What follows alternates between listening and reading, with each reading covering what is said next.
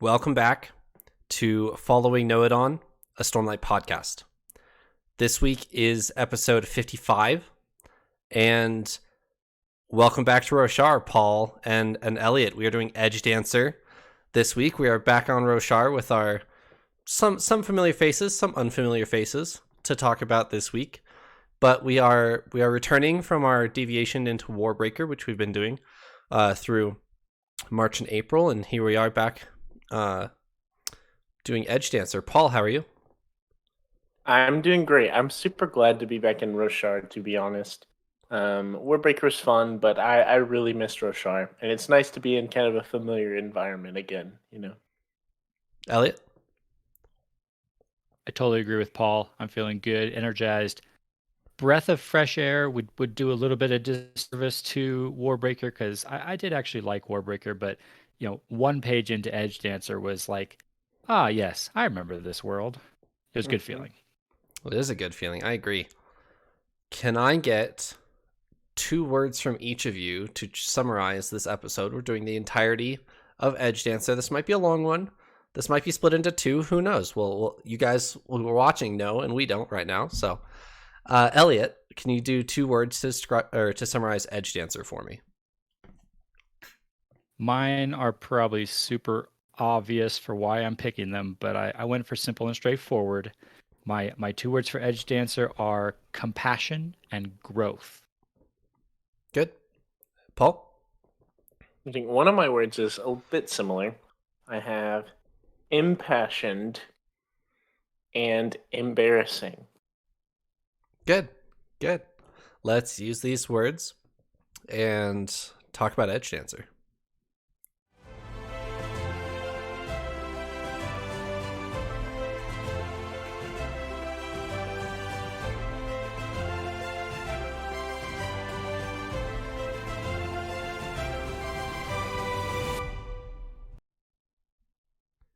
All right. I'm most interested about embarrassing, so let's start there. Paul. What's embarrassing? Of course. Well, so I mostly chose these words mostly for just the character of Lyft as a whole. This whole book is just Lyft, this like short book, and so I kind of chose impassioned and embarrassing to summarize Lyft. She's a very comical, lighthearted, doesn't like to take things seriously character. And in my personal opinion, I'm a big fan of the lighthearted comedic characters, but I didn't think Lyft was funny. I thought she was kind of embarrassing for a lot of the part. But I will go ahead and say, I think I should go ahead and share what my favorite Lyft joke was. Okay. And it's near the end of the book, and I'm gonna mess it up paraphrasing it, but she says, "The day the Almighty was giving out brains, I wasn't there." Um, she's talking to Darkness or Nale. It was like, but the day I was back in time. The day he was giving out looks, but I see you weren't.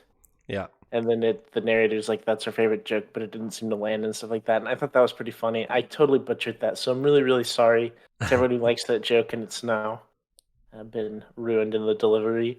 But I thought that was funny. But a lot of her stuff, I think, is a bit embarrassing, and she doesn't really care what people think about her, though. So it works out. All right.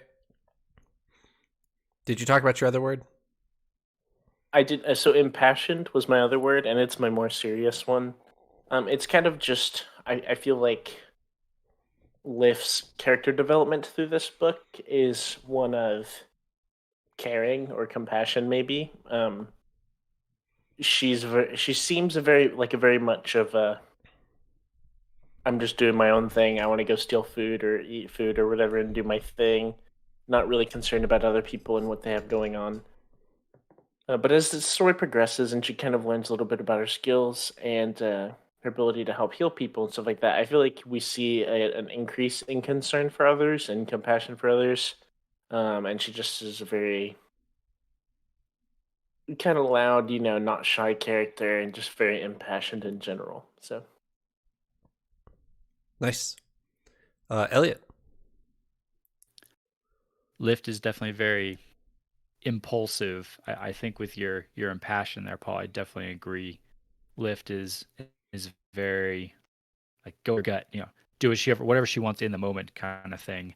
But what you were kind of talking about there ties into my word compassion, because I totally agree with you. I think a big part of this story was Lyft learning how to have compassion for those around her. And I think Lyft from the start definitely cares about other people. I think she's got to that point where she does care, but I think she learned how to be a little less self-focused and a little more outward focused, which I really liked. I thought that was cool.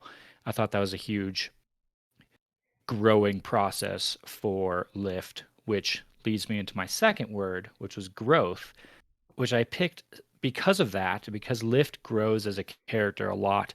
But I feel like our other characters have also grown a lot. We see some growth with Darkness. We see him have a big like character moment at the end of the story where he finally accepts reality. And then I think Szeth actually. I'm sure we're going to talk about Szeth quite a bit once we get to that. But I was actually really intrigued by the Szeth cameo here, because this was not the same Szeth we've seen before, and so I think there's been some growth there.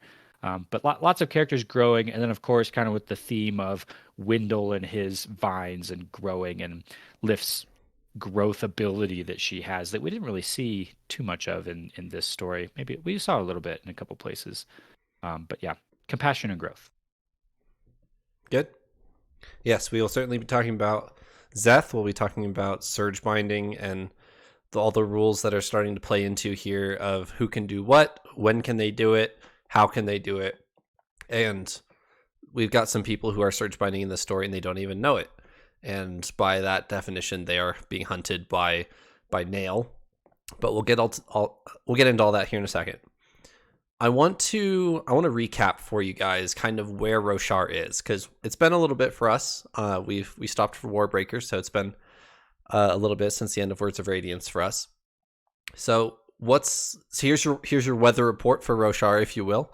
That the Alethi were fighting the Parshmen on the Shattered Plains, which is on the east side of Roshar. The Everstorm is summoned, and it's blowing east. So as the Everstorm is summoned and blows off the continent immediately, assuming it's going relatively the same pace as a high storm, it'll be back in 8-9 days ish. So like a little bit more often than once every 2 weeks is what a high storm is, because they have 5-day weeks in Roshar, if you remember that.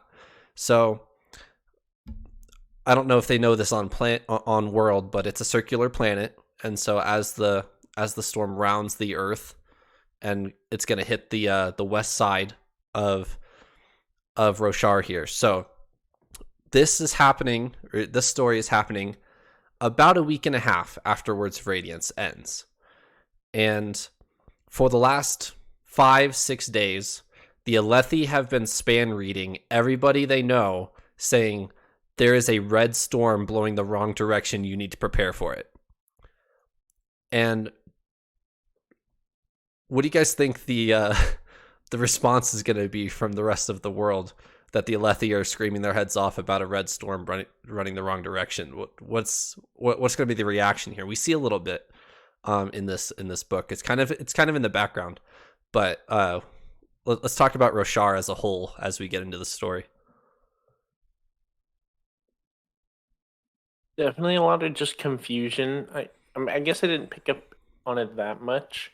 I guess I didn't know that specific detail going into it.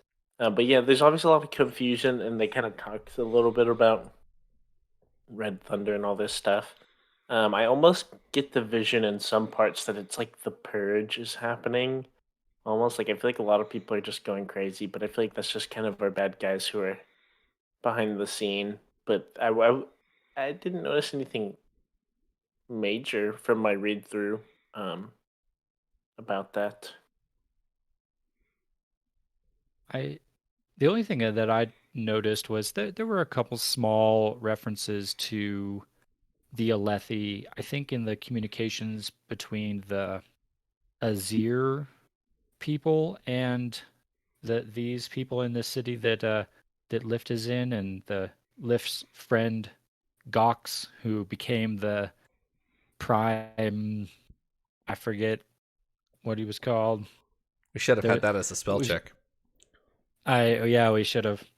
But yeah, there was a few references to, oh, those crazy Alethi, they've lost their minds. What are they talking about? But then the storm hits, and I got to imagine that everywhere across, especially Western Roshar, people are going to have heard the message and think, oh, that's ridiculous. What do they think? What are they talking about? And then the storm's going to hit, and it's just absolutely going to wreck places a lot more than this city that we saw, which is kind of buried in the ground and a little protected.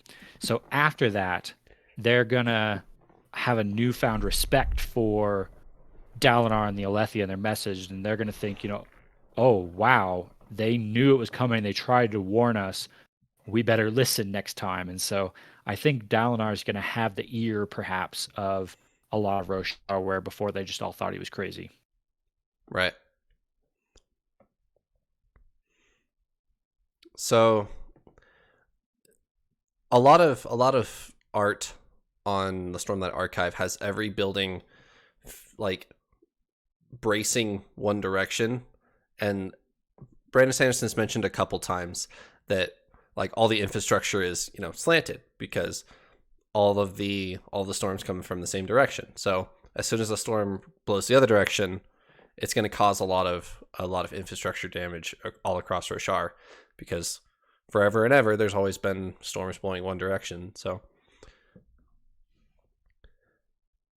all right, I'm especially curious, actually, as we get into Oathbringer, to see if we learn what the impacts have been in Shinovar, because we know, if we've heard before, that Shinovar is not only on the western edge of Roshar where the storms are weakest, it's completely protected by mountains, and so they basically have no high storms there, which means they'd have zero preparation for a storm of that level. So were they still kind of protected from their mountains by the new Everstorm, or did the Everstorm just like completely decimate the Shinovar? Well, I'm actually really curious to see if we'll learn that. So Elliot, if you look at your map, Shinovar is cupped by the Misted Mountains, they're called. Not to be confused with the Misty Mountains from the Lord of the Rings. They're the Misted Mountains. But yeah, they do have a coastline. They do have an open coast. So we don't know a lot about Shinovar, but from a geography standpoint, it doesn't look like they're going to fare very well from the Everstorm.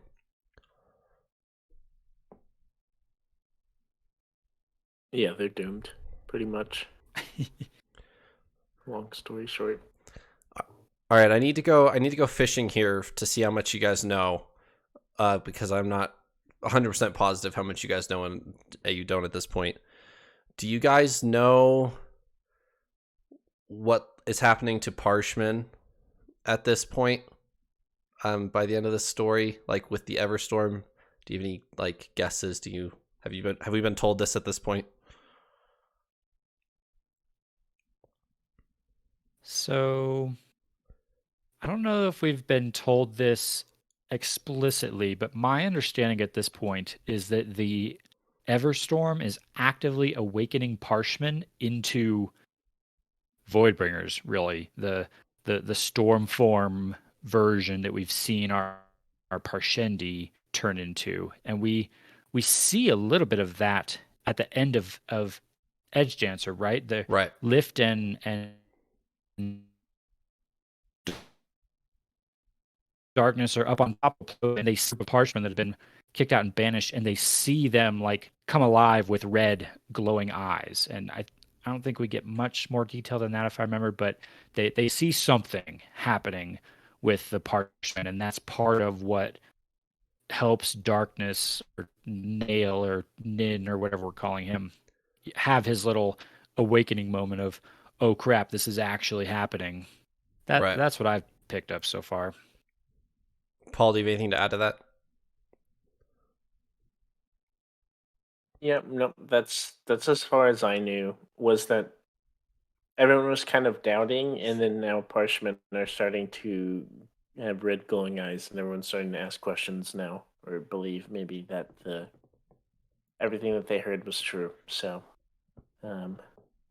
definitely a chaotic time for everyone. Gotcha. Kind of tied to this, and we'll talk about Lyft and Wyndle here in a second. But I kind of want to highlight Nale and Szeth real quick, because Szeth is here in this story briefly, but Nale's our main antagonist here.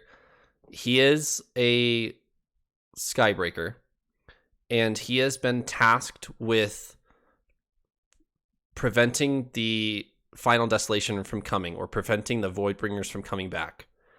And the way he interprets that, he has taken it upon himself to hunt all the Surgebinders, because in his mind, the Voidbringers can't come back if the Surgebinders don't come back.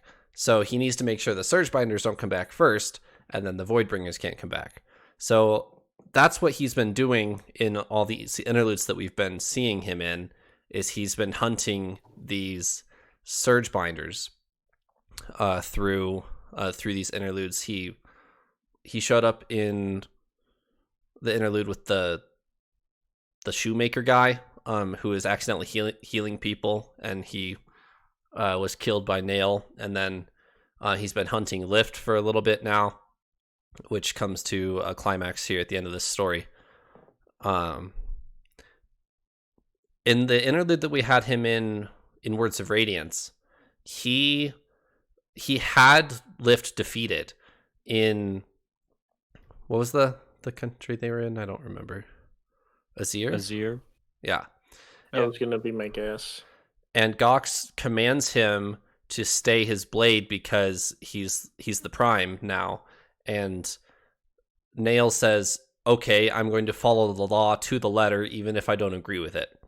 So he doesn't kill Lyft then, and as long as Lyft stays in Azir, she's safe.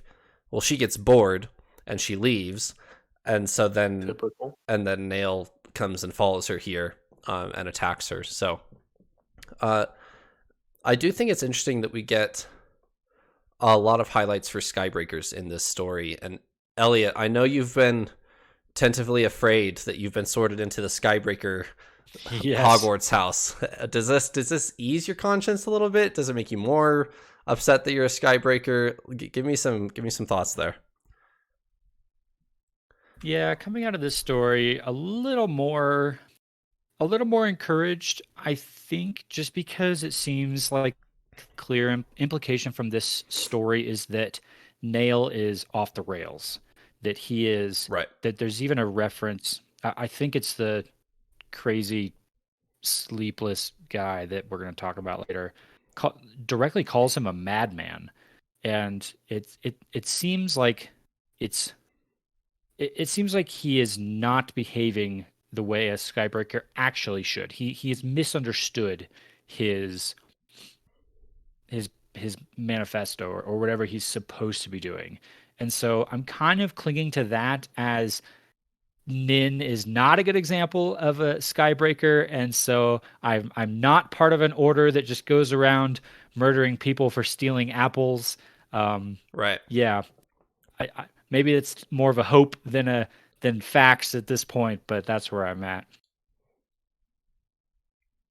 Paul? I'm not a Skybreaker, but I think I can agree with you there that it seems like Nale is an extremist, to say the least. Right. Like, he's just taken this order that's focused on, like, lawful behavior, and like working in accordance kind of thing. And that there are consequences just to the farthest extreme. So Nale seems ridiculous, and it's made me sad. I'm not a Skybreaker, so I haven't worried about that, at least. No big deal. I'll just leave Kaladin as our poster child for the Windrunners, but it's made me worried for Szeth, because I was really hoping that this Herald would just be a great guy, and it would be a great character development for Szeth. And now I feel like it's just gonna get worse. So who knows? Maybe Szeth is no longer going to be able to be my. I don't know. It's like Szeth has been the most interesting character to me, and I want him to turn out good. And Right. I don't think it's gonna happen anymore. I just don't know. So Well, if so, then it's gonna have to be some realization that Nile is crazy and Nale, not to be confused with the One Direction member Nile Maroon or whatever. Haha, funny. Um, uh, yeah, I don't think that's necessarily the case. We haven't seen anything with Szeth really. We just kind of got a little cameo, so right. So which I thought was extremely cool, by the way. so by the end of the story, it I mean, we don't get this spelled out explicitly for us, but Nale stays his hand on Lyft and doesn't kill her. Realizes that the Voidbringers have indeed returned, which is what Lyft kind of cries out in the middle of this Everstorm, as like a please don't kill me. You're already too late. You failed. There's no reason to kill me now. And then Szeth, when he's talking with Lyft, it's a very civil conversation, and Szeth has no trust for Nale, even though he gave him Nightblood, which Nightblood also makes a cameo here. So, Szeth is definitely making his own decisions, whereas up until this point in our epic saga here, the last two very long books, he hasn't been making his own decisions. He's been following his Oathstone. So he's not just taking Nale's word for it and doing whatever Nale says. He's definitely looking at it from his own perspective and talking probably with Nightblood about it, like, et cetera, et cetera. Yeah, that is true. I did think it was kind of cool. So since we know about Nightblood and that basically the only thing he's wired to do is quote kill evil. Right. It mentions the Nightblood is like, oh no, like don't worry about her, like she's not evil or whatever, and I thought that was pretty cool. It just kind of showed that Lyft is just a very like whimsical, like kind of pure of heart character. So I was definitely picking up some of that you're talking about, Trevor, in the scene where Szeth and Lyft interact. I gotta say, I think that brought me maybe a little closer to your side of things, Paul. I think we talked at the end of Words of Radiance. You were excited that Szeth could turn out to be a hero and a good guy here, and I was very worried the opposite, that this was going to be a bad influence on him, that him plus Nightblood was going to be catastrophic. But this scene right here, where, like you're saying, Trevor, he's not just blindly taking orders from Nale. He's making his own decisions, and he's directly, honestly, going against what Nale is doing. He knows that Nale is hunting people like Lyft. He sees Lyft as they're leaving the library type place, and he doesn't do anything. He knows exactly who she is, and he doesn't do anything. And that starts to make me wonder, has Szeth taken a pretty big step towards good guy, in air quotes? For those of you not watching, I'm doing my air quotes here. This is Szeth making his own decision, and a good decision. Like, that's really encouraging, I think. Really encouraging. yeah, I'm definitely happy to see it, and just from a aesthetic standpoint, also, I think Seth's like the way he kind of walks into the scene was just so epic. I'm just always a big fan of Szeth's like aesthetic, like the assassin in white. I know he has this black blade, and whenever Lyft, I guess, sees him or knows he's coming, she like tries to hide, and he like kind of unsheaths Nightblade, and it says this like black smoke kind of like pours out, and it was just the coolest like visionary piece. I thought it was super cool. It made me super excited to get Szeth content once I assume there's going to be some in Oathbringer, which will be starting after this, which I'm thrilled about, and it got me really really stoked for that. So Nice. All right. Any more thoughts on Szeth? We'll come back to Szeth and Nightblood and Nale before the end of this episode, but any more thoughts real quick before we talk about the namesake of this book?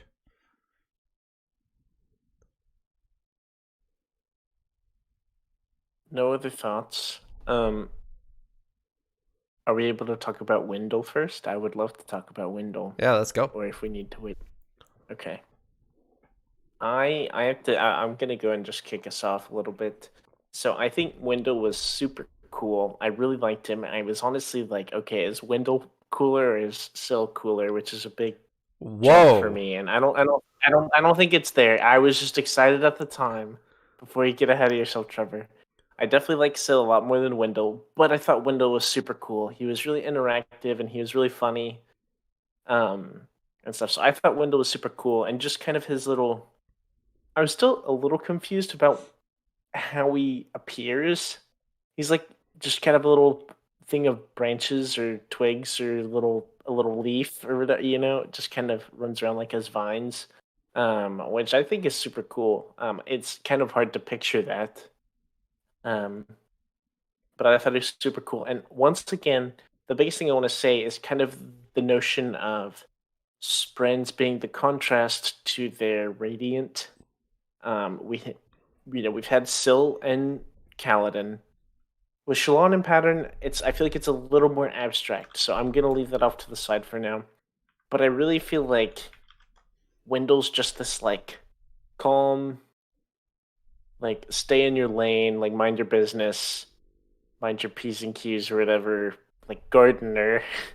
And Lyft is just this kid who just wants to run around and do all this stuff and cause a ruckus. And I thought it was a really interesting contrast there, which I really liked. So I have a lot more to say, but I'm going to go and stop there. See what y'all think. I don't know if this is terribly accurate, but I always envisioned Wyndle as like a dryad. I don't know if you guys are familiar with the mythical creature, a dryad, but it's kind of like a wind leaf spirit. In mythology, there's, for reference, I'm specifically thinking of the Chronicles of Narnia. Has a very good depiction of a dryad in my mind, so reference that for your visual. But that's how I always thought of Wyndle. But there's a couple limitations to that because he's physical, at least for Lyft. And yes, he's very proper. Very. I don't think you should be calling me Voidbringer and Edgedancer and Lyft is like, shut up, Voidbringer. I can call you whatever I want. I'm in charge here. And Lyft refers to her surge binding as her awesomeness, and she slides around everywhere, and that's how she travels. This book opens up with Lyft like sliding across the countryside, and she slams into a tree, and the tree falls over because the tree is being dramatic, not because Lyft is carrying enough force to knock the tree over. The tree falls over because it feels like it should, and then the trees next to it fall over. So there's some weird fauna and flora happening on Roshar, and it's just a highlight for it on the west side of Roshar here. What are you guys' thoughts on once we're getting another glimpse of a different part of Roshar that we haven't been in before, and we're just getting another reference that we're in underwater Roshar, and everything's like an anemone, and it moves and falls over and everything like that. An anemone? I can watch Finding Nemo whenever I want. True.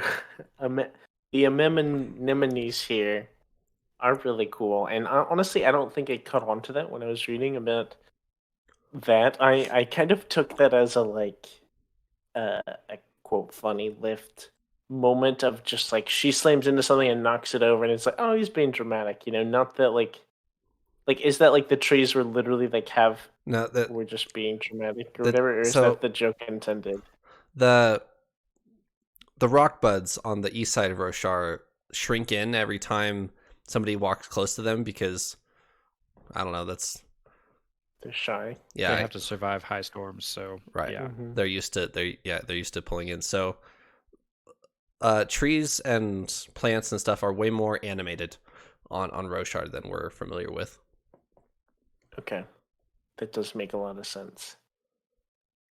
Interesting. Yeah, that definitely gives an interesting picture to the landscape that I didn't actually notice. I'm kind of glad you pointed that out. Looking at my map and just some of the colors that are on it, I was expecting this area of the world to be a lot more deserty. It's colored a very kind of sandy tans and browns, but I honestly haven't really gotten that vibe too much from. And where are we at here? We're in Tashik. Is that how you say it? Tashik? Yes, Tashik. And we haven't gotten too much of a description of the landscape, so perhaps it is, fairly deserty, but I was expecting like sand dunes and stuff like that, and instead we're getting, descriptions of trees that are falling over, which honestly that didn't surprise me very much. I've gotten used to weird flora around the lands of Roshar. So if a tree wants to fall over because it wants to, sure, why not? I mean, it's Roshar. Yeah. One of the comparison I want to make between like Wyndle and Lyft is, well, okay, this is just mostly about Wyndle, but he's just kind of a gentleman for the finer things, He loves his garden, and it was just the most beautiful garden, and all the He Spren absolutely came has a to- British accent. Oh, Absolutely has a absolutely. British accent. He is, and if he's late for tea, he's not a happy man, I'm sure. Seems very orderly and everything. I thought Wendell was pretty funny and amusing, mostly just because he's with Lyft, who's Yep. just like a 13-year-old kid, who's just running around all the time. But she still thinks also, she's 10. one thing that I thought was really neat, and I don't. Yes, of course, she's been 10 for 3 years now. Yep.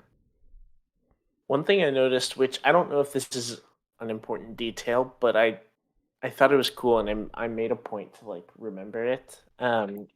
So Wyndle mentions the other kinds of Spren that we know, like Honor Spren and Cryptics, and he mentions like, oh, Honor Spren and Cryptics alike came to admire my garden, something like that. And he also mentions, I believe, like a Keen Spren, which I don't know if that's. I'm assuming that's something we haven't seen, or I'm not even 100% that it is another Spren. Maybe I just heard something wrong. But I'm just going to go ahead and note it down that we've now seen 4 different kinds of the Spren. If only 4. Like, we know like, our Honor Spren, our Cryptics. And then, I forgot if Wyndle gives a name for himself or anything, but we're assuming he's a different kind. And then there's these Keen Spren, which weren't elaborated on at all. But yeah, I was curious about that too. I think I pieced together that Wyndle says he's a cultivation Spren. I'm not 100% sure on that, but I think from context that was true, because he was kind of making a reference to that his Spren are like the lesser Spren in Shadesmar. You've got the Honor Spren and the Cryptics, who are like they're the nobles, I suppose, of the Spren world, whereas cultivation Spren are the gardeners and the landscapers of Shadesmar. We have a 5th as well that you guys are forgetting. Yasna has a Spren, and she referred to him as an ink Spren. So he is he's an ink Spren that we've seen a brief mention of once back on the Wind's Pleasure. So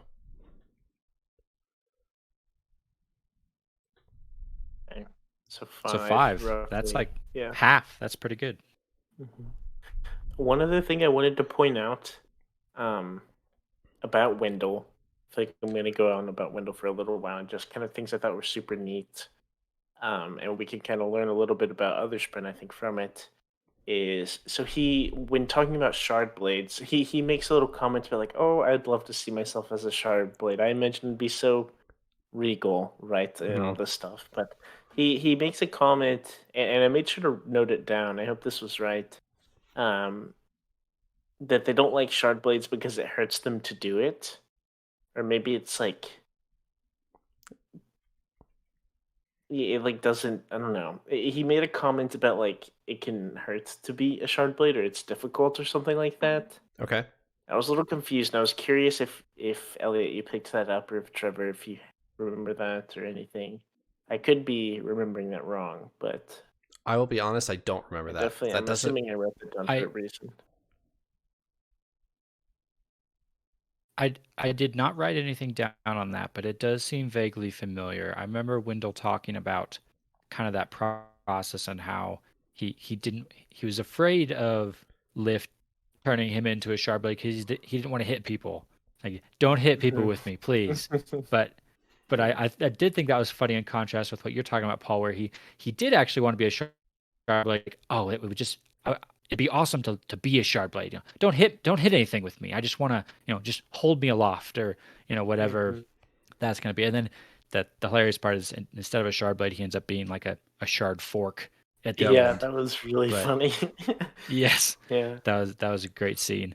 But I don't remember the details of what you're talking about, but it is ringing a little bit of a bell where he's talking about that process. I have to go back and read it. I have to go back and look for it. If I'm remembering correctly, I think it's in reference to her trying to summon him before she says the words.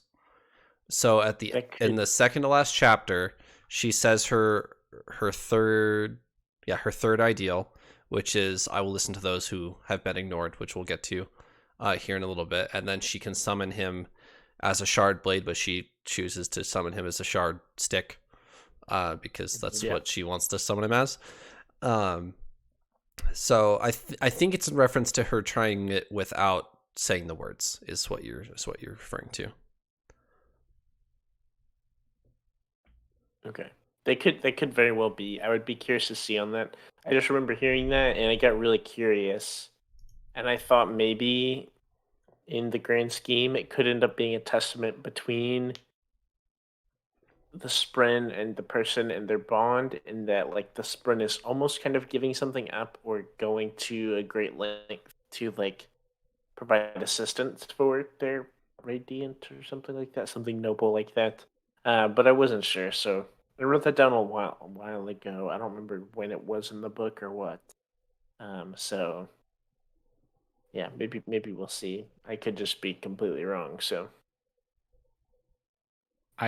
I think in that same conversation, maybe it's a different one, I wrote down that Wyndle talks about how he can be anything. He can turn into anything that Lyft wants him to be, but it has to be metal. And maybe I noted that wrong, but I thought that was important actually. That why metal? Why does it have to be metal? And it actually made me think of your guys' discussions we've had on previous episodes about Mistborn. Mistborn, yep. And I've not read a single word of Mistborn yet, but I know Trevor, of course, you have, and Paul, you've read a little bit. I know, and I know that metals play into the magic system of that world. So, is that perhaps like a little bit of crossover here? Continuity across this world of do shard blades have to be metal for similar reasons to the metal magic in that other world, perhaps? It was just a thought. So, like you said, I've only read a little. I did just finish the first part of it today. And I can't, from where I'm at, which is very early, I can't see that being a big enough deal to matter. So I wouldn't say it is, but like I said, I haven't even finished the first book, so very well could be something relating. So I don't know if Trevor has stuff to say about that. I'm just glad you picked it up. That's all I'll say. Helpful. You're welcome. I wanted to mention one more thing on Wyndle before we leave him. Just another thing to perhaps note for later, but he was talking about when he was sent to Roshar to bond with a Night Radiant, and when he chose Lyft or was assigned to Lyft, he mentions that he was sent by the Ring, and it's capitalized, the Ring, like it's I almost felt like there was like a dun dun dun in the background, like when he said it, And it actually rings a little bit of my memory. I think we've had a reference to the ring before in Words of Radiance. Just like an offhand mention, maybe it was Pattern. Pattern drops a lot of like interesting little things I'm realizing that are references to important things. So I'm now very curious as to what is the ring and how does it play into like assigning Spren to Radiance and that whole process. So yeah, I can't. No, I can't speak on it. I was gonna spoil something for you and give you a little bit more context there, but actually I have to wait for Now we'll find it. yeah, I have to wait for Oathbringer for that. Fair. That was it on Wyndle. Yeah. That's about everything. I think that was everything I had. I think Wyndle is really cool, just in general, and I feel like we learned a bit of neat little, just kind of fun facts. Nothing like crazy with him, but just some little tidbits of knowledge and stuff. And I thought he was a really like fun addition to our cast, kind of thing. This like fine gentleman. Yep. Takes great pride in the finer things in his garden and stuff like that. So.